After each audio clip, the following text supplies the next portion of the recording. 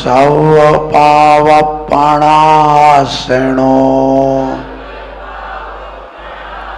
मंगलाणं च सव्वेशिं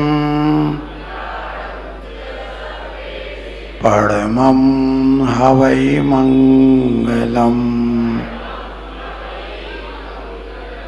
शासननायक श्री महावीर भगवान की, आचार्य चक्रवर्ती आचार्य श्री शांति सागर जी महाराज की, परम पूज्य आचार्य गुरुवर श्री अभिनंदन सागर जी महाराज की, परम पूज्य आचार्य गुरुवर श्री विपुल सागर जी महाराज की, परम पूज्य आचार्य गुरुवर श्री विद्यासागर जी महाराज की।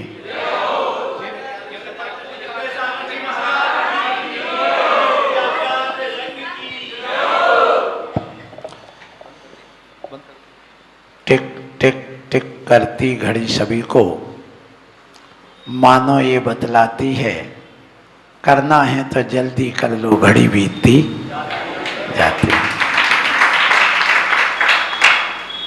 ये घड़ी टिक टिक कर रही है कि जल्दी करो, ये बीत रही है, लेकिन हम सोच रहे कि हम बढ़ रहे हैं और घड़ी कह रही कि तुम घट रहे हो। और ये दिल की जो धड़कन है, जो धक धक धक धक कर रही है, ये भी कह रही है कि तुम कब तक जिंदा है, श्वास कब रुक जाए कोई भरोसा नहीं है। फिर उसके बाद वो भी ये कसाई क्यों होती है? उसके बाद भी हम कभी अपने आत्म तत्व की ओर क्यों नहीं आते हैं? उसको जानने पहचानने की बात क्यों नहीं करते हैं? ये हमारे सामने यदि ये प्रश्न आने पर भी यदि चिंतन की धारा नहीं बहती है तो हम अज्ञानी मूर्ख कहलाते हैं। इसलिए ज्ञानी सम्यक दृष्टि जीव वही है जो इन 12 भावनाओं को चिंतन करते हुए अपने आत्म तत्व की ओर आता है, अपनी आत्मा को पहचानता है, आत्मा से परिचय करता है, आत्मा को देखना चाहता है, आत्मा को पहचानना चाहता। वो चाहता है कि जैसे मुझे अपनी बिल्डिंग दिख रही, गाड़ी दिख रही, पत्नी दिख रही, बच्चे दिख रहे, ऐसी मुझे आत्मा दिख जाए। वो क्षण कब आ जाए? क्या कभी तुम्हारे मन में ऐसा विचार आया है? यदि आया है तो सम्यक दृष्टि हो, लिख के रख लो, सम्यक दृष्टि हो। वो आत्मा दिखे ना दिखे इससे मतलब नहीं है, लेकिन विचार आ गया, श्रद्धान आ गया कि मैं कोई एक जीव आत्मा हूं, आई एम सोल, में एक आत्मा हूं। ऐसा जब हमारे अंदर विचार आ जाता है, मैं एक अखंड अविनाशी ज्ञाता दृष्टा तत्व हूं, ऐसा जब विचार आता है तो वह अपने परिवार में आ जाता है। कौन सा परिवार?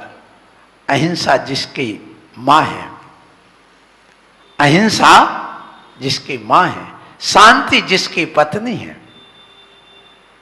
क्षमा जिसकी पुत्री है, विवेक जिसका भाई है, और विवेक के अलावा जिसके अंदर दया करुणा आदि भाई बहन है, उसके अंदर और भी सब भरा हुआ परिवार है जिसका, वो सच्चे परिवार की ओर आ जाता है। वो परिवार अपना अंदर समझता है, जानता है, उस परिवार को समझने की कोशिश करता है कि मेरा परिवार वास्तव में क्या और मेरी ससुराल क्या है। लेकिन हमारा जैन आगम कहता, ध्यान रखना, कि निगोद तुम्हारा मायका है और मोक्ष तुम्हारी ससुराल है। इसको कहता है, क्योंकि जन्म कहाँ हुआ? एक श्वास में 18 बार जन्म, मरण कहाँ हुआ? अनंत काल से कहाँ रहे? निगोद में रहे। वहां से तुमने यात्रा चालू की है। और जब तक वह बेटी शिशु बालिका रहती है तब तक उसको उस ससुराल का ज्ञान नहीं होता है। और जैसे बोध आ जाता, ज्ञान आ जाता है कि वास्तव में मेरी ससुराल कहाँ है, सुख कहाँ है, मुझे कहाँ मिलना, मेरी जिंदगी सारी कहाँ कटना है, कहाँ मुझे यहाँ से छोड़ के जाना है, जब उसको बोध हो जाता है तो उसका मायका अच्छा नहीं लगता, उसको क्या लगती है? ससुराल अच्छी लगती है। इसी प्रकार जब तक इस जीव को आत्मबोध नहीं होता है, अपनी जवानी नहीं आती उस आत्मा की, उसको उस वास्तविक ससुराल का ज्ञान नहीं होता है, उस मोक्ष का ज्ञान नहीं होता है, तब तक उसके संसार रूपी माए का ही अच्छा लगता है। मोक्ष की तो सोचते नहीं। जैसे वो बिटिया माँ के गले से लिपटी रहती है, ऐसे तुम इस संसार से लिपट के रहना चाहते, छोड़ने नहीं चाहते। मैं सोच गया था अभी, आपने देखा बंदरों को, आपने देखा उन कबूतर और तोतों को? नहीं देखा। वहां पर एक पेड़ लगा, गए थे रास्ते में जाकर के देखा, वो जो वहां पुलिस थाना उसके सामने एक पीपल के पेड़ की एक शाखा टूट गई। उस शाखा पर 3 प्राणी बैठे थे, एक मानव, एक बंदर और एक तोता। यदि वो टूटेगी, टूट गई शाखा, बताओ आदमी का क्या होगा? धड़ाम से नीचे आए। और बंदर एक डाल से दूसरी डाल पर छलांग, और तोता उड़ जाएगा। बस संसार में 3 प्रकार के प्राणी हैं। एक प्राणी वो है जो हम हैं, बैठे आपके सामने, मालूम है कि समाज की शाखा टूट गई है, ये समाज टूट छिन्न भिन्न हो गई है, इनके आपस में मेल नहीं मिलते, आपस में परिवार अच्छा नहीं है, और देखा ये टूटी हुई शाखा है, तत्काल आप भ्रम उड़ जाते हैं और एक गांव से दूसरे गांव में विहार कर जाते। तो हमारी जिंदगी तो तोते के समान है, ये बंदर के समान है। उन्होंने देखा कि इस आश्रम की शाखा टूटी तो दूसरी आश्रम में छलांग लगा जाते हैं। और तुम इंसान हो, और इंसान हमेशा चिपक करके रहता है, और जो चिपक के रहता है उसका पतन नियम से होता है। तो आदमी उस पेड़ की डाल से गिरा क्यों? क्योंकि उस चिपक करके रह रहा था, सो डाल के साथ नीचे आ गया। ध्यान रखना, जो व्यक्ति इस मोह परिग्रह आदि से चिपक करके रहेगा संसार से, उसका पतन निश्चित है। इसलिए उसको छोड़ो, समय आ गया है, बुढ़ापा आ गया है, यमराज तुम्हें बुलाने लगे तो भी तुम्हें चिंता नहीं। फिर भी अभी मीटर से नाप रहे हैं। बोलो मीटर वाले, क्या नापते हो? किसको नापते हो? हम दूध को मीटर से नापेंगे तो नाप हो जाएगा क्या? दूध को किससे नापोगे? लीटर से। और कपड़े को लीटर से नापोगे तो गलत, और दूध को मीटर से नापोगे तो गलत। 1 मीटर का दूध है, नहीं, गलत, ये आपका नाप गलत है, सरासर गलत है। इसलिए दूध तेल नापने का लीटर अलग है, और कपड़े को नापने का मीटर अलग है। यदि दूध को तुम मीटर से नापने लग जाओगे तो सही नाप नहीं आएगा, और यदि कपड़े को लीटर से नापने लग जाओगे तो सही उसका नाप नहीं आएगा। इसलिए जो जिसका नाप निश्चित किया गया उससे नापिए। तो मेरा कहने का मतलब यहाँ ये है कि आप अपना, आपका मीटर अलग है और हमारा लीटर अलग है, आपका लीटर अलग है, हमारा लीटर अलग है। ध्यान रखना, मुनि को यदि नापते हो कि मुनि को कैसे नापा जाए, तो ध्यान रखना, यदि तुम समय सार से मुनि की चर्या नापोगे तो गलत नाप आएगा। इसलिए मुनि को चर्या को नापना है तो समय सार से मत नापो, उनके नापने का मीटर है मूलाचार, उससे नापो। यदि तुम समय सार से नापोगे तो तुम्हारा नाप गलत हो जाएगा, तुम्हें सारे मुनि द्रव्यलिंगी दिखेंगे, सारे मुनि भ्रष्ट दिखेंगे। और यदि तुम मूलाचार से चर्या को नापोगे तो सारे मुनि तुम्हारे लिए साक्षात अरहंत जैसे वो आदिनाथ और वृषभनाथ भगवान आपको दिखेंगे। इसलिए चर्या को, मुनि की चर्या को किससे नापना? मूलाचार से। और परिणामों को किससे नापना? समय सार से। इसलिए अपने परिणामों को नापने का जो मीटर है वह है क्या? समय सार। और चर्या को नापने का लीटर है, बोलो, मूलाचार। तुम किससे नाप रहे हो? इसलिए भटक गए आप लोग। सो यहां पर मैं परिवार की बात कहना चाह रहा हूं। हमारा भी अपना परिवार है, आपका अपना परिवार है, और हमारा विषय चल रहा है परिवार का। इसलिए मैं वो परिवार की बात करूंगा। ये संसार तेरा है, ये परिवार तेरा है, गुरुवर मेरी रक्षा करना, ये परिवार तेरा है। भजन पढ़ते कि नहीं, सुनते कि नहीं सुनते? ये परिवार किसका है? तुमने कौन सा परिवार बनाया? क्या तुमने अपने भगवान को अपने परिवार का सदस्य माना है? क्या तुमने गुरु को अपने परिवार का सदस्य माना है? यदि माना है तो आप जाइए उनके पास, पूछिए, जैसे आप अपने बच्चों को पूछते हो, अपने उन बच्चों के सुख दुख में साथ देते हो, क्या ऐसे तुम मुनि राज के सुख दुख में साथ देते हो? यदि देते हो, और जैसे मुनि महाराज की तुम भक्ति करते हो, वैसे क्या अपने परिवार की भक्ति, अपने प्रशंसा, आत्मीयता आप उनसे करते हो क्या? परिवार टूटते क्यों हैं, संग टूटते क्यों, कभी आपने समीक्षा की? नहीं की। क्यों आज ये समस्या बन रही है? उसके पीछे कारण है। हमारे यहां कहा, सबसे पहले जब एक दूसरे से घृणा या नफरत की दीवार सामने खड़ी हो जाती है तो परिवार टूटने लग जाता। तो घृणा की, नफरत की दीवार खड़ी मत करो। दो देवरानी जेठानी जब नफरत करने लग जाती है, दीवार खड़ी हो जाती है। तो ये नफरत सबसे पहले दूर करना पड़ेगी। ये आपके लिए घृणा नहीं, नहीं ये ठीक नहीं, ये ठीक नहीं, ये ठीक नहीं, नहीं। बस यदि आपको अपने घर को स्वर्ग बनाना है तो ध्यान रखना, संदेह मत होने दो। और यदि संदेह बनेगा तो ध्यान रखना, जहां संदेह की दरार पड़ती है वहां घर टूटे बिना नहीं रहता है, और वो धराशायी हुए बिना नहीं रहता है। दीवार में यदि दरार पड़ जाए तो मकान टूट जाता है। यदि खेत में दरार पड़ जाए तो क्या होता है, किसान उसको हल चलाता है कि उसमें मिट्टी भर जाए, और जब मिट्टी भर जाती तो पानी बरसता है तो बिल्कुल पूर्ण ही प्लेन हो जाती है। और यदि हल नहीं चलाया, उस दरार को नहीं भरा, पानी गिरेगा तो वो किस में जाएगा? दरार में जाएगा, और फिर उसके बाद बीच की मिट्टी को बहा के ले जाएगा।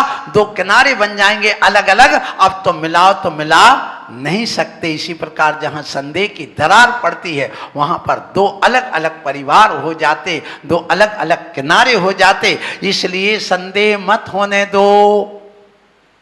ध्यान रखना, यदि तुम शादी करके आए, कोई नया नवेली बहू बैठी होगी यहां, शायद हो सकता आई हो कोई पुरुष हो नया, यदि तुम शादी करके आए हो तो अब दुनिया की नीचे की बातें मत उसके लो, तुम्हारा कौन दोस्त था, तुम्हारे कौन थे, क्या थे। और यदि ये पूछेंगे तो कसम भी खा लेना, झूठ बोल लेना, लेकिन कभी संदेह पैदा ना हो जाए, इसलिए तुम झूठ बोल करके उसको रफा दफा करना, लेकिन सच नहीं बताना। तुम्हें कोई पाप नहीं लगेगा, क्योंकि तुम्हारे घर में स्वर्ग जैसी शांति बनी रहेगी।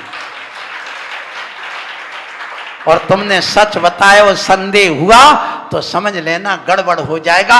ठीक है, किया है, गलती में सबसे होता है, चलो मानता हूं, जाकर के गुरु को बता देना, सारा प्रायश्चित ले लेना और बता देना कि मैंने अपने पति से झूठ बोला है, क्योंकि मेरे घर में शांति बनी रहे, क्योंकि हमें सुख शांति पहले जरूरी है, घर की एकता और अखंडता जरूरी है। इसलिए कुछ बातें गृहस्थ जीवन में सत्य होकर के भी छुपाई जाती हैं और झूठ बोला जाता, उसके लिए छूट है उसके लिए, लेकिन मुनि अवस्था में झूठ नहीं चलेगी, ये ध्यान रखो।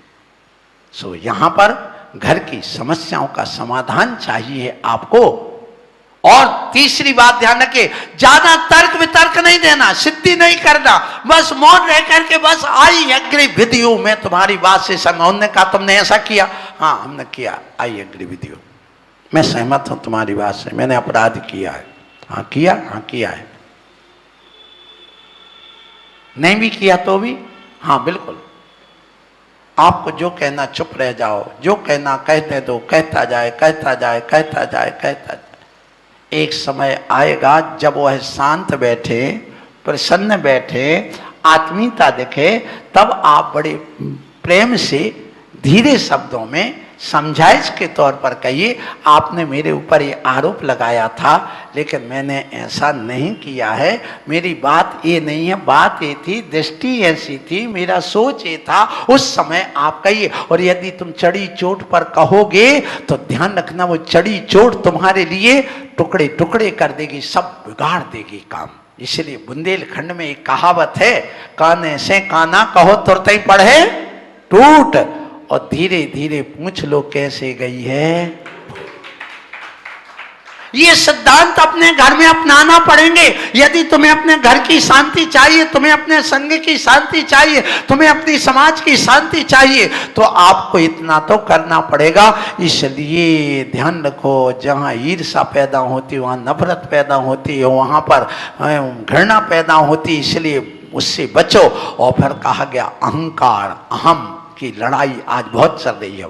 और सबसे ज्यादा जब से इन नारियों में अहम आया है, खूब सरकार ने कहा नारी स्वतंत्रता की बात करो, नारी परतंत्र रही है, कब तक परतंत्र रहेगी, इसको स्वतंत्र करो, खूब पढ़ो खूब कमाओ। सो कमाने लगी। अब ना उसको माँ बाप की जरूरत है क्योंकि पैसे स्वयं कमा रही है। अब ना उसको पति की जरूरत है क्योंकि लिव इन रिलेशन में रह रही, काहे को पति बनाएगी। कौन? माँ ने कहा अपने पैर पर खड़े हो बेटा, अपने पैर पर खड़े हो, अपने पैर पर खड़े हो। अपने पैर पर खड़े होने का मतलब ना माता पिता के पैर की जरूरत है, ना सास ससुर के पैर की जरूरत है, और ना पति के पैरों की जरूरत है, क्योंकि अब तो वो अपने पैर पर खड़ी है। तो जब पैर पर खड़ी होगी तो फिर लड़ी होगी, पक्की बात है, लड़ाई बिना रह नहीं सकती है, ये सिद्ध होता है। क्यों? वो झुकने के लिए तैयार नहीं है। मैं नहीं झुकूंगी, क्यों झुकूं मैं? तुम्हारा पैकेज 12 लाख का है और मेरा 36 लाख का, समझ में? मैं झुकूंगी क्या तुम्हारे सामने? तुम्हारे बाप के यहाँ क्या है, मेरे बाप के यहाँ देखो ना जरो। बस ये अहम की लड़ाई चालू है। मैं क्यों बर्तन मांजूंगी? मैं क्यों उस गांव में जाऊंगी, शादी करूंगी? क्या मुझे नौकरानी समझ रखा है क्या? ये स्थितियां बनने लगी, अहम की टकराहट होने लगी आज के समय। बिल्कुल ये अहंकार बहुत ज्यादा हो रहा है आज के समय। तो इस अहम की लड़ाई मत लड़ो, टकराहट मत करो, और आप लोग थोड़ा सा झुकना सीखो। देखो तीली जलाते हैं माचिस की और यूं करते तो बुझने लग जाती है, और जब उसको धीरे से यूं टेढ़ी करते हैं मोहन भैया तो क्या होता है, वो आग पकड़ लेती है और वह तीली बुझ नहीं पाती है। तो उस तीली से शिक्षा ले लो कि जैसे तीली को थोड़ा झुकाता उसकी आग नहीं बुझती है, वो प्रकाश देती रहती है। ऐसे यदि हम थोड़ा झुक जाएंगे तो हमारे घर में आग नहीं लगेगी, हमारे घर में शांति आ जाएगी और ज्योत प्रेम की जलती रहेगी। ज्योति से ज्योति जलाते चलो और थोड़ी सी तीली झुकाते चलो। क्या कह रहा हूं? ज्योत से ज्योत जलाते चलो और थोड़ी सी तीली झुकाते चलो। बस इतना सूत्र याद रखिए। थोड़े झुक जाओ, झुकने से क्या अंतर पड़ता है, झुकना सीखो, ये ध्यान रखना।